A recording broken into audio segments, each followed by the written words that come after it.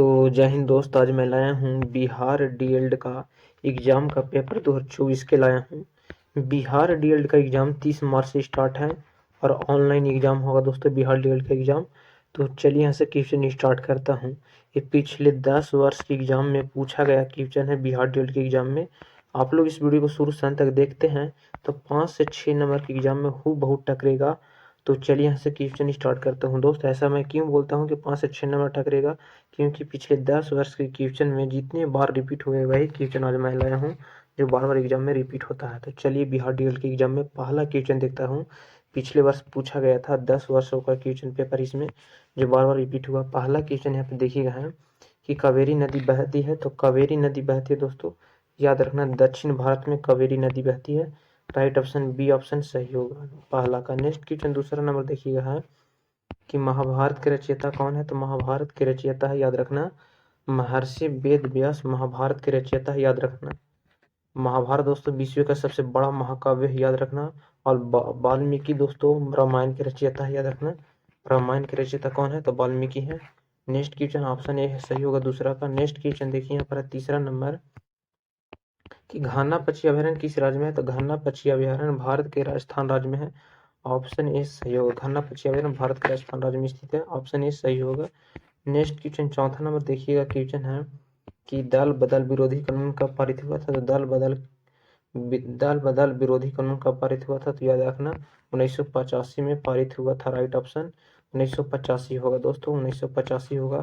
दल बदल कानूनी विरोध अधिनियम दोस्तों सांसदों एवं विधायकों पर यह लागू होता है। किन पर? दल बदल विरोधी कानून अधिनियम सांसदों एवं विधायकों पर लागू होता है, ये भी रखना याद। नेक्स्ट क्वेश्चन पांचवा नंबर पर देखिए है कि उज्जैन किस नदी किनारे स्थित है। तो उज्जैन दोस्तों किस नदी किनारे स्थित है तो याद रखना उज्जैन क्षिप्रा नदी किनारे स्थित है। ऑप्शन बी ऑप्शन सही होगा पांचवा का, क्षिप्रा नदी किनारे। देखिए छठा नंबर क्वेश्चन की कथकली किस राज्य का लोक नृत्य है। तो कथकली किस राज्य का लोक नृत्य है तो याद रखना कथकली जो है केरल का लोक नृत्य। ऑप्शन ए सही होगा, कथकली का लोक नृत्य केरल का है, याद रखना। नेक्स्ट क्वेश्चन देखिए यहाँ पर है सातवां नंबर क्वेश्चन कि निम्नलिखित में से कौन दो राज्यों की राजधानी है। तो निम्नलिखित में कौन दो राज्यों की राजधानी है, याद रखना चंडीगढ़ दोस्तों। भारत के एक ऐसा राज्य है जिसमें दो राज्यों की राजधानी है चंडीगढ़। ऑप्शन ए सही होगा। आप लोग कमेंट में बताइएगा चंडीगढ़ किन दो राज्यों की राजधानी है, आप लोग जरूर कमेंट में बताइएगा। सातवां का ऑप्शन ए सही होगा। नेक्स्ट क्वेश्चन देखिए यहाँ पर आठवां नंबर क्वेश्चन है कि मेगास्थनीज राजदूत था। तो मेगास्थनीज राजदूत था सेल्यूकस का, याद रखना सेल्यूकस का मेगास्थनीज राजदूत था। ऑप्शन ए सही होगा आठवां का। नेक्स्ट क्वेश्चन देखिए यहाँ पर है 9 नंबर क्वेश्चन कि भारत की समुद्री सीमा की लंबी है। तो भारत की समुद्री सीमा लंबी है कितनी तो याद रखना 7500 भारत की समुद्री सीमा लंबी है। ऑप्शन बी सही हो दोस्तों। भारत के सबसे लंबी अंतर्राष्ट्रीय स्थल सीमा लगने वाला देश कौन सा है तो बांग्लादेश है, याद रखना भी। 10वां नंबर क्वेश्चन कि बुद्ध के बचपन का नाम क्या था। तो बुद्ध के बचपन का नाम क्या था तो याद रखना बुद्ध के बचपन का नाम सिद्धार्थ था। ऑप्शन बी सही होगा, बुद्ध के बचपन का नाम सिद्धार्थ था। ऑप्शन बी सही होगा। नेक्स्ट क्वेश्चन 11 नंबर क्वेश्चन है यहाँ पे कि हिमालय की सबसे उत्तरी पर्वत श्रेणी को क्या कहते हैं। तो हिमालय की सबसे उत्तरी पर्वत श्रेणी को हिमाद्री कहा जाता है। ऑप्शन बी सही होगा। हिमालय की सबसे उत्तरी पर्वत श्रेणी को हिमाद्री कहा जाता है। ऑप्शन बी सही होगा 11 का। नेक्स्ट क्वेश्चन देखिए 61 नंबर क्वेश्चन की गंगा यमुना नदी का संगम स्थल है। तो गंगा यमुना नदी का संगम स्थल याद रखना इलाहाबाद में है। ऑप्शन कौन सा सही होगा तो ऑप्शन बी सही होगा, गंगा यमुना नदी का संगम स्थल इलाहाबाद में है। नेक्स्ट क्वेश्चन देखिए 12 नंबर क्वेश्चन है यहाँ पे कि खुदाई खेत मददगार की स्थापना किसने की थी। तो खुदाई खेत मददगार की स्थापना खान अब्दुल गफ्फार खान ने की थी, याद रखना खान अब्दुल गफ्फार खान को सीमांत गांधी के नाम से भी जाना जाता है। नेक्स्ट क्वेश्चन देखिए यहाँ पर 13 नंबर पूछा गया था फिर कि गांव के पशु मेलों में पंजीकरण शुल्क से किससे आय होती है। तो याद रखना गांव में जो पशु मेलों में लगती है बाजार, उसमें पंजीकरण शुल्क जो निकाला जाता है कि 10 रुपये सब मांगा जाता है, वो किसकी आय से होती है दोस्तों, याद रखना जिला परिषद की वो आय होती है। किसकी तो जिला परिषद की आय होती है। ऑप्शन सी होगा। नेक्स्ट क्वेश्चन देखिए यहाँ पर 14 नंबर क्वेश्चन है कि होलिका दहन के समय कौन सा अनाज जलाया जाता है। तो होलिका दहन के समय दोस्तों ये क्वेश्चन भी है, ये क्वेश्चन पूछा जाएगा एग्जाम में, आप लोग रट के रहिए एग्जाम कि होलिका दहन के समय कौन सा अनाज जलाया जाता है। तो याद रखना जौ अनाज जलाया जाता है। ऑप्शन बी होगा दोस्तों। 15 नंबर क्वेश्चन है यहाँ पे देखिएगा कि श्रीलंका में कौन सी जनजाति सबसे अधिक पाई जाती है। तो श्रीलंका में कौन सी जनजाति सबसे अधिक पाया जाता है। तो श्रीलंका में सिहली जनजाति सबसे अधिक पाया जाता है। तो ऑप्शन कौन सा सही होगा, टिहली जनजाति सबसे अधिक पाया जाता है श्रीलंका में, ऑप्शन ए सही होगा। नेक्स्ट क्वेश्चन देखिए 16 नंबर क्वेश्चन है कि निकट दृष्टि दोष में किस लेंस का प्रयोग होता है। तो निकट दृष्टि दोष में किस लेंस का प्रयोग होता है, तो याद रखना यहाँ पे निकट कितने अक्षर का है, तो 3 अक्षर का है, तो निकट से याद रखना 3 के 4, तो अवतल लेंस का उपयोग होता है निकट दृष्टि दोष को दूर करने के लिए, ऑप्शन ए सही होगा। और दूर दृष्टि दोष को दूर करने के लिए उत्तल लेंस का उपयोग होता है, ऑप्शन ए सही होगा, निकट दृष्टि दूर करने के लिए उत्तल लेंस का उपयोग करते हैं। 17 नंबर क्वेश्चन है निम्नलिखित में से किस सबसे कम कोयला पाया जाता है, तो निम्न में से किस में सबसे कम कोयला पाया जाता है, तो लकड़ी में सबसे कम कोयला पाया जाता है, ऑप्शन डी सही होगा। निम्न किसमें सबसे कम कोयला पाया जाता है, तो लकड़ी में सबसे कम कोयला पाया जाता है। 18 नंबर क्वेश्चन के कांच में प्रकाश का वेग होता है, तो कांच में प्रकाश का वेग होता है याद रखना 2 × 10⁸ मीटर प्रति सेकंड होता है, याद रखना 2 लाख किलोमीटर प्रति सेकंड होता है, और ये ऑप्शन सही होगा, ये ऑप्शन 2 × 10⁸ मीटर प्रति सेकंड होता है कांच में प्रकाश की चाल। नेक्स्ट क्वेश्चन है 19 नंबर के प्रकाश का वेग होता है, तो प्रकाश का वेग होता है 3 लाख किलोमीटर प्रति सेकंड होता है, ऑप्शन सी सही होगा, 3 लाख किलोमीटर प्रति सेकंड होता है। 20 नंबर क्वेश्चन देखिए यहाँ पर है निम्नलिखित में से किसका खाए जाने वाला भाग मुख्यतः एंडोस्पर्म का है, तो निम्नलिखित में किसका खाए जाने वाला भाग मुख्यतः एंडोस्पर्म का है, तो याद रखना नारियल का भाग है दोस्तों एंडोस्पर्म है, इसी का खाने योग्य भाग है नारियल का एंडोस्पर्म। 21 नंबर क्वेश्चन देखिए यहाँ पर है कि गुरुत्वाकर्षण का सिद्धांत किसने दिया, तो गुरुत्वाकर्षण का सिद्धांत न्यूटन ने दिए थे, किसने, तो गुरुत्वाकर्षण का सिद्धांत न्यूटन ने दिए थे, ऑप्शन ए सही होगा 21 का। नेक्स्ट क्वेश्चन देखिए यहाँ पर 22 नंबर कि दही जमना कौन सी प्रतिक्रिया है, दही जमना कौन सी प्रतिक्रिया, तो याद रखना रासायनिक प्रतिक्रिया दही का जमना है, ऑप्शन ए सही होगा, दही का जमना रासायनिक प्रतिक्रिया होती है। नेक्स्ट क्वेश्चन देखिए यहाँ पर 23 नंबर क्वेश्चन की ऑप्टिकल फाइबर होता है, तो ऑप्टिकल फाइबर जो होता है वो कांच का बना हुआ होता है, ऑप्शन बी सही होगा, ऑप्टिकल फाइबर कांच का बना हुआ था, ऑप्शन बी सही होगा। नेक्स्ट क्वेश्चन देखिए 24 नंबर क्वेश्चन है